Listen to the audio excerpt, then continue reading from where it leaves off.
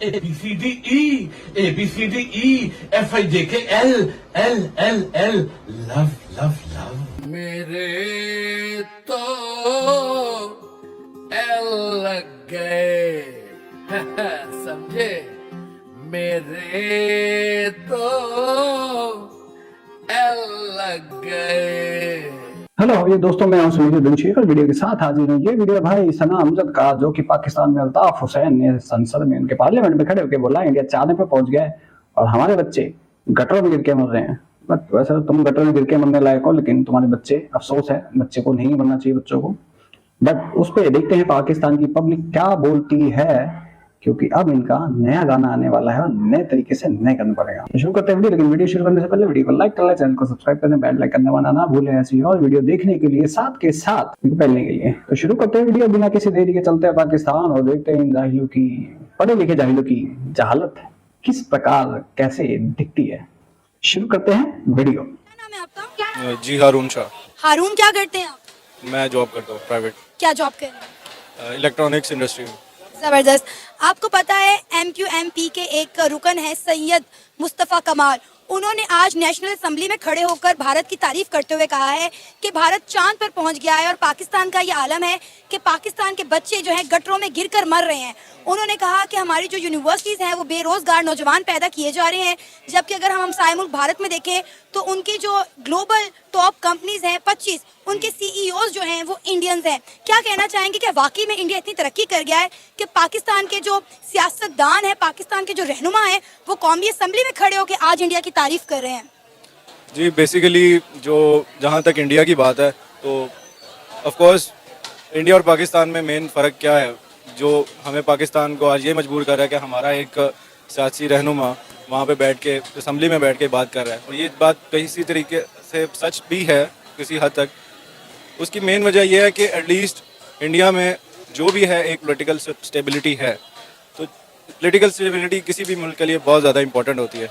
तो जब उनकी इतनी ज़्यादा अच्छी बेस होगी और वहाँ पे एक सिस्टम होगा तो ऑब्वियस ही बात है इंडिया हो चाहे कोई भी मुल्क हो वो अपना तरक्की खुद करेगा। और इंडिया के अंदर जो टैलेंट पाया जाता है ऑफ कोर्स IT की इंडस्ट्री को उसकी आप देखें बात करें तो IT के अंदर उनके प्रोडक्ट्स की सबसे ज़्यादा एक्सपोर्ट है और वहाँ पे प्रॉपर इंस्टीट्यूट्स हैं।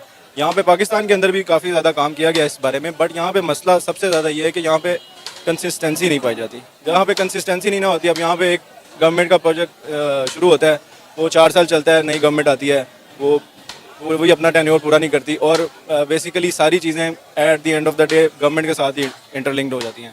बट ये सारी चीज़ें हो जानी चाहिए प्राइवेट सेक्टर के अंदर ताकि पाकिस्तान के अंदर भी एक स्टेबिलिटी आए, चाहे कोई भी गवर्नमेंट हो, कैसे भी हो। लोकलाइजेशन जब तक नहीं होगी, जब तक लाहौर के अंदर लाहौर की मैनेजमेंट नहीं होगी और वो यहाँ के बच्चे जो हैं उनको यहाँ पे प्लेटफॉर्म नहीं मिलेगा तो कुछ हो नहीं सकता। पॉलिटिकल इंस्टेबिलिटी के ऊपर बात करते हैं तो भाई शायद इंडोनेशिया में भी पॉलिटिकल इंस्टेबिलिटी है, ईरान में भी है, और कहाँ पे है, और कई कंट्रीज में है, लेकिन वो तो इतनी तरक्की नहीं कर रहे। क्यों? पता है रीजन क्या है? जो मुस्लिम कंट्रीज हैंगी ना वहां पे प्रॉब्लम चल रही है, कुछ कंट्रीज को छोड़ के, कुछ मुस्लिम कंट्री को। पता है क्यों? क्योंकि तुम्हारे अंदर एक्सट्रीमिज्म पाया जाता है, तुम्हारे नेता, तुम्हारे स्टूडेंट, तुम्हारे यहाँ पे मदरसा छाप चीजें चलती हैं, तुम्हारे स्कूलों में गंद फैलाया जाता है छोटे छोटे बच्चों के दिमाग में कि जी चलेगी तो वहाँ पे अच्छे इंस्टीट्यूशंस होके भी क्या करेंगे, तुम्हें नौकरियां थोड़ी ना चाहिए, तुम्हें जिहादी चाहिए। तुम्हारे यहाँ पे टॉप 10 इंस्टीट्यूट भी खुल जाए ना, लेकिन उसके अंदर फिर भी निकलेंगे जिहादी, हटने वाले, एक्सट्रीमिज्म उसके अंदर निकलेगी। तुम्हारे दिमागों में भरी आती है। आगे बात समझ में? मुस्लिम कंट्रीज की यही प्रॉब्लम है कि वहां पे देखी जाती है। को बेहतर करना बहुत जरूरी है। मुझे लगता है कि बुनियादी जो मसला है वो है एजुकेशन का निज़ाम। हमने एजुकेशन के मेयार को बेहतर करना होगा और ये वाकई में उन्होंने सही कहा। आप देखें कि हमारे बच्चे 16-16, 18-18 लाख रुपया देकर जो है वो डिग्रियां लेते हैं और बाद में उन्हीं डिग्रियों को लेकर हाथों में फिर रहे हैं। मैंने कई ऐसे नौजवान देखे हैं जो PhD होल्डर हैं, ऊबर चला रहे हैं, क्रीम चला रहे हैं, पार्ट टाइम जो है वो आप यकीन करें बाइकियाँ चला रहे हैं। एक्चुअली यहाँ पे मसला ये है कि एक यूनिवर्सिटी का स्टूडेंट है ना, जो वो डिग्री करता किस लिए? वो करता है जी मेरा अच्छा एडमिशन हो गया है, वो ये नहीं देखता कि मेरा इंटरेस्ट क्या है, मैं नहीं देखता मेरा कंप्यूटर में इंटरेस्ट है, वो ये देखेगा अच्छा आजकल क्या ट्रेंड चल रहा है, आजकल डाटा एनालिसिस का ट्रेंड चल रहा है तो मैं वहाँ पे चला जाता हूँ। अपने आप से सबसे पहले पूछना चाहिए कि मुझे क्या पसंद है, और घर वालों को भी ये चीज़ सपोर्ट करनी चाहिए किसी ना किसी हद तक कि यार मेरा बच्चा है ठीक है, चाहे अभी उस काम में इतना पोटेंशियल नहीं है, बट यह है कि उसका एक इंटरेस्ट है और तो कहीं ना कहीं उसको ये चीज़ फ़ायदा देगी। यहाँ पे बच्चे, आपकी बात बिल्कुल ठीक है, अभी 18-20 क्या, अब तो 30 लाख 40 लाख पे डिग्री पहुँच गई है। इतना इन्वेस्ट करके अपने आप पे माँ बाप कमा के जब at the end of the day नौकरी लेने जाता है तो 20-30 हज़ार के ऊपर आपको एक जॉब ऑफर होती है, जो कि मतलब आजकल आप देखें तो एक मजदूर की सैलरी से भी कम है। तो ये जो चीज़ें जब तक हम खुद नहीं सोचेंगे ना इंडिविजुअल लेवल के ऊपर, तब तक ये मसले हल नहीं हो सकते। तो कब तक हम हमारे सियासतदान भारत की तारीफ करते रहेंगे और हम अपने आप को कोसते रहेंगे? इसमें तो कोई शक नहीं है कि हमारे बच्चे जो आए दिन आप देखें कि एक स्क्रीन पर दो खबरें चल रही होती हैं। ये उन्होंने कहा मुस्तफ़ा कमाल साहब ने कि एक स्क्रीन पर दो खबरें चल रही होती हैं। एक तरफ खबर चल रही होती है कि इंडिया चांद पर जा रहा है, दूसरी खबर चल रही होती है कि पाकिस्तान में बच्चा गटर में गिरकर मर गया। तो हमारे लिए कितनी बाइस शर्मिंदगी की बात है। अब आप देखें कि इंटरनेशनली पाकिस्तान का क्या इमेज जा रहा है ना, जब हमारे सियासतदान, हमारे लीडर खुद इस तरह के बयान देंगे। अच्छा, एक वक्त था कि हम ये सोचते थे, ये कहते थे कि भाई नहीं, हम इंडिया जो है वो पीछे है, पाकिस्तान आगे, लेकिन मुझे लगता है कि अब पाकिस्तान बाशाऊर हो चुका है। देखिए, आज इसके बारे में बात हो रही है, तो जिस चीज़ के बारे में बात हो रही होती है तो ऑब्वियसली बात है कि वो सोच तो कम से कम पैदा होती है ना। आज से आप 10 साल पहले जाएँ तो ये सोच ही एग्जिस्ट नहीं करती थी कि यार अपना कोई इंटरेस्ट भी होता है या कुछ होता भी है। जॉब से मतलब लोगों को ये होता था कि सरकारी नौकरी का एक प्रॉपर होता था कि सरकारी एक बंदा क्लर्क भी लग गया ना तो बस उसको रिश्ता दे दो, प्राइवेट बेशक वो जितना भी है। तो ये आहिस्ता आहिस्ता हम इसके बारे में यहाँ पे अभी बात कर रहे हैं, तो मतलब यूथ के अंदर ये चीज़ पाई जाती है। लेकिन ऑब्वियसली ये जो जनरेशनल गैप है, अब वो जिन साहब की आप बात कर रही हैं, अब वो जिस जनरेशन के हैं उन्होंने अपना उस हिसाब से देखा है। ये चीज़ हमारा जब तक पॉलिटिक्स के अंदर भी यूथ का नहीं आएगा पोटेंशियल, जब तक उनकी सोच नहीं आएगी वहाँ पे, ये चीज़ें वहाँ पे कवर नहीं हो सकती। मेन इश्यूज़ ये हैं जो कि एड्रेस होने चाहिए। सिर्फ ये तशबीह दे देना कि यार इंडिया है और ये पाकिस्तान है, तो ये अपने दिल को जलाने वाली बात होती है। आप जला लें, लेकिन ये है कि ये बात है कि इंडिया अपनी यूथ को बड़ा सपोर्ट करता है, बड़ा एम्पावर करता है।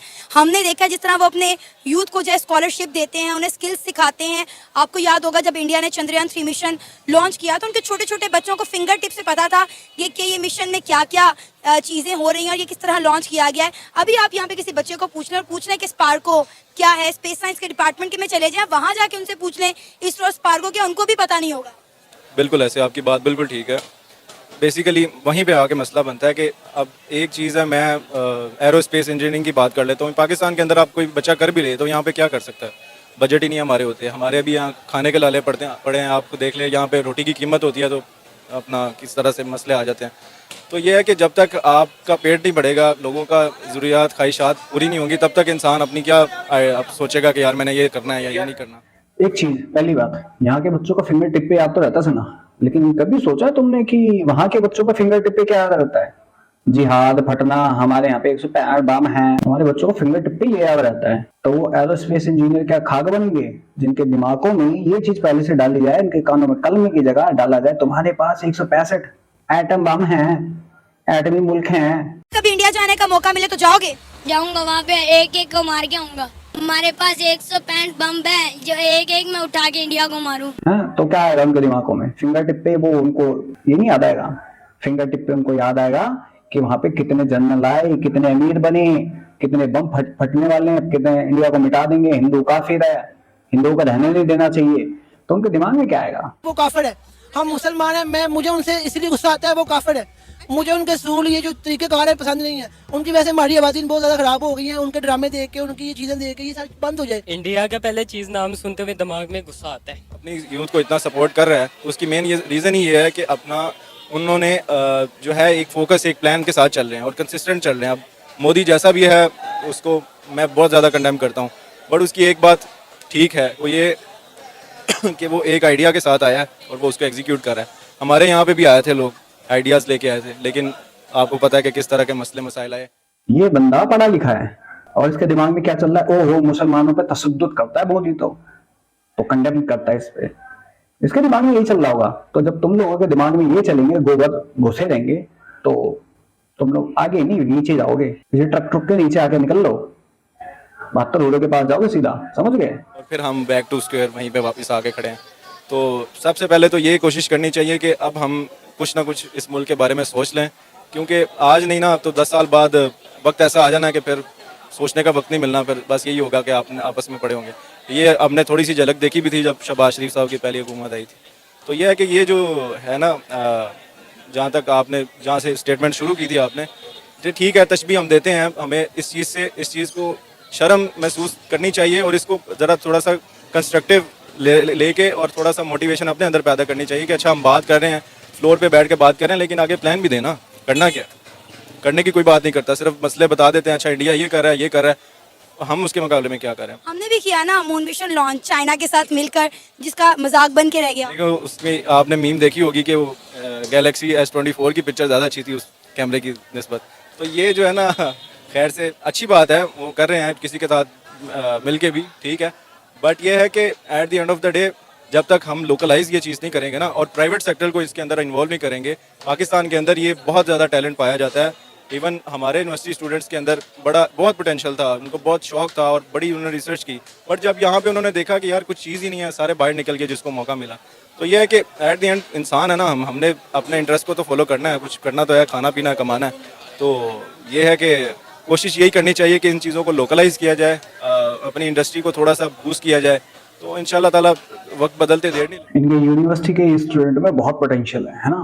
और रही बात इनके चंद्रयान की, मतलब मून मिशन की, चंद्रयान कह रहा हूँ, मून मिशन की, चाइना ने लॉन्च करा, सब कुछ चाइना ने करा। मुझे तो लगता है यार इनकी वो सैटेलाइट थी भी नहीं, वो मून मिशन उनका ही था भाई, इनका कुछ भी नहीं था। उसकी पिक्चर कौन कंट्रोल कर रहा है, कहाँ से कंट्रोल हो रहा है, वो मुझे तो ये बता दे कोई, पाकिस्तान से कहाँ कंट्रोल हो रहा है। इन्होंने चूतिया बनाया, कुछ नहीं बताया। अपने पाकिस्तान के लोग कुछ टाइम बताएगा, पाकिस्तान का तो कुछ था ही नहीं भाई, था ही नहीं कुछ, उसमें झंडा तक नहीं था, तो बस खाली 3 स्टूडेंट खड़े कर दिए वहां पे। इनके पाकिस्तान के स्टूडेंट्स क्या करते हैं पता है क्या करते हैं, पाकिस्तान के जो बाहर जाते हैं, चाहे वो स्कूल में हो, स्कूल के हो, जॉब के लिए जाए, किसी के लिए जाए, बाहर जाके करते क्या, बाहर निकल जाते हैं। पोटेंशियल बहुत है, पोटेंशियल अपना दिखाते हैं ना बाहर जाके। हम जिहाद फैलाएंगे, हम यहाँ पे सैया नाफिज करना चाहते हैं, 14-14 साल की बच्चियों के साथ गंदे काम करने की सोचते हैं, 12-12 साल की बच्चियों के साथ रेप करने की कोशिश करते हैं, ग्रूमिंग गैंग चलाते हैं। पहले बेटा ट्राई करेगा, फिर बाप, फिर उसका दादा, तीनों ट्राई मारते हैं। ग्रीस में एक बेचारी लड़की स्विमिंग करके बाहर बैठी थी, उसका रेप कर दिया ग्रीस के अंदर। तब तुम्हारा भाईजान, तुमने वहां जाके लड़कियों के साथ गंदे कर्म करने की वीडियोस बना के डालते हो। तुम वहां पे एक तुमने नेपाली को किडनैप कर लिया, उसमें एक और लड़की भी थी भाई साहब। सबसे बड़ी बात, तुमने यूएस कनाडा के अंदर तुमने 14 मिलियन का 4 बिलियन का 12 बंदों ने मिलके, तो तुम बाहर जाके करते क्या हो, अपना पोटेंशियल दिखाते हो। वहां पे तुम है वे पढ़े लिखे ज्यादा हो, तो तुम जाके वहां पे गंदा काम करते हो, फिर चाहे छोटा पढ़ा लिखो, चाहे बड़ा पढ़ा लिखो। इनकी हरकतें ऐसी हैं भाई, लिटिल इनकी हरकतें गंदी हैं। पकड़े जाने पे फिर ऐसे बिलबिलाते हैं, ऐसे रोते हैं, हाथ जोड़ते हैं, नहीं छोड़ दो, हमारी मेरी बीवी है। बाहर जाके भी तुम लोग अपना पोटेंशियल दिखाते हो, बहुत ज्यादा पोटेंशियल है तुम्हारे अंदर। तो तुम लोग पढ़े लिखे भी लोगे ना, तुम्हारे यहाँ पे अगर इंस्टीट्यूशंस भी आ जाए, गूगल तुम्हारे यहाँ पे स्कूल खोलने की, पता नहीं यहाँ स्कूल खोलने की बात कर रहा है, तुम उसका भी सत्यानाशी मारोगे, और मैं दिखा दूंगा बिठा के यहीं पे। गूगल को स्कूल खोलने दो वहां पे, बस तुम्हारे मास्टर तुम्हें किताबें बेच खाएंगे, उसका सिस्टम बेच खाएंगे। और प्राइवेट सेक्टर, अबे तुम्हारी गवर्नमेंट तो छोड़ती नहीं है, प्राइवेट क्या घंटा बचेगा उनके लिए, कितना देगा वो भी उससे भी बोलेंगे अल्लाह कितना देगा। प्राइवेट सेक्टर घुसा ना, तो पाकिस्तान में जो प्राइस होंगे कितने हाई जाएंगे पता है तुम लोगों को, तुम सोच भी नहीं सकते। तुम्हें अपनी किडनियां बेचनी पड़ जाएंगी, और तो तुम लोगों के हालात वही आ रहे हैं, किडनियां बेचने वाले। तो प्राइवेट सेक्टर अपने मतलब ये सोचते हैं कि हम लोग बड़े इंटेलेक्चुअल हैं, हमें बड़ा ज्ञान है। घंटे का ज्ञान है तुम लोगों को, हैं आप घंटे का बजा लो, घंटे तुम लोगों की ये रियलिटी है। तुम लोग अपनी एक्सट्रीमिज्म से बाहर नहीं निकलोगे। तुम्हारी बुक्स में जो एक्सट्रीमिज्म पढ़ाया जाता है, तुम्हारे घरों में जो पाया जाता है, तुम्हारे मुआशरे में जो पाया जाता है, तुम्हारी पब्लिक में जो पाया जाता है, वो खत्म नहीं हो सकता कभी भी। आई एम 100% श्योर, ये रियलिटी है तुम लोगों की। तो बाकी दोस्तों वीडियो यहीं करते खत्म। बाकी आप लोग क्या कहना चाहते हो इस पढ़े लिखे गवार के बारे में कमेंट सेक्शन में जरूर बताएं। बाकी मैं समीर चलता हूँ, मिलता हूँ सबको किसी और वीडियो में। तब तक के लिए जय हिंद, जय भारत, और पाकिस्तान को पेलते रहो, दबागे।